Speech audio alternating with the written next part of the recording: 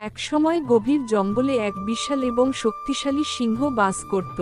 সে ছিল জঙ্গলের রাজা এবং তার গর্জনে পুরো জঙ্গল কেঁপে উঠত। জঙ্গলের সকল প্রাণী তার প্রতি ভয় পেত এবং তার আদেশ পালন করত।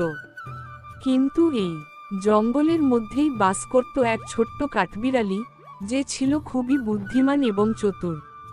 একদিন রাজা সিংহ ঘোষণা করল যে জঙ্গলের সমস্ত প্রাণীকে তার জন্য খাবারের ব্যবস্থা করতে হবে। যদি কেউ আদেশ না মানে তবে তাকে কঠোর শাস্তি দেওয়া হবে।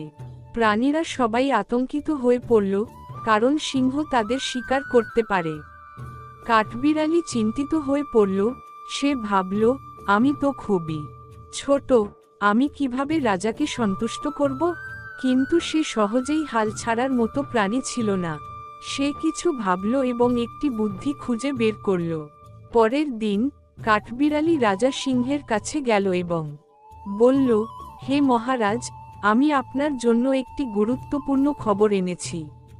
এই জঙ্গলে আপনার চেয়ে বড় এবং শক্তিশালী আরেকটি সিংহ এসেছে, যে বলে সে প্রকৃত রাজা। রাজা সিংহ এই কথা শুনে রেগে গেল। সে গর্জন করে বলল, কে সেই সাহসী, যে আমার জঙ্গলে এসে আমার রাজত্ব চ্যালেঞ্জ করছে? কাঠবিড়ালি বলল, আপনার যদি বিশ্বাস না হয় তবে আমার সঙ্গে চলুন, আমি আপনাকে সেই সিংহের কাছে নিয়ে যাব। সিংহ সাথে সাথে কাঠবিড়ালির পেছনে ছুটল। কাঠবিড়ালি তাকে একটি বড় কুয়ার কাছে নিয়ে গেল এবং বলল, এই কুয়ার ভেতরে সেই সিংহ থাকে। আপনি যদি দেখেন তবে বুঝতে পারবেন। সিংহ কুয়ার ভেতরে উঁকি দিল এবং তার প্রতিচ্ছবি দেখতে পেল। সে ভাবল, এটাই আমার প্রতিদ্বন্দ্বী। সে প্রবল গর্জন করল, আর তার গর্জন প্রতিধ্বনিত হয়ে ফিরে এল। সিংহ আরও রেগে গেল। সে মনে করল, তার প্রতিদ্বন্দ্বীও গর্জন করছে।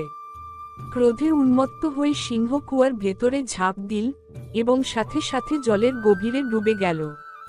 এদিকে কাঠবিড়ালি খুশিতে লাফিয়ে উঠল। সে বুদ্ধি এবং বিচক্ষণতা দিয়ে রাজাকে পরাস্ত করতে পেরেছে। জঙ্গলের সব প্রাণী এই খবর শুনে আনন্দে আত্মহারা হয়ে উঠল। তারা সবাই ছোট্ট কাঠবিড়ালিকে ধন্যবাদ জানালো।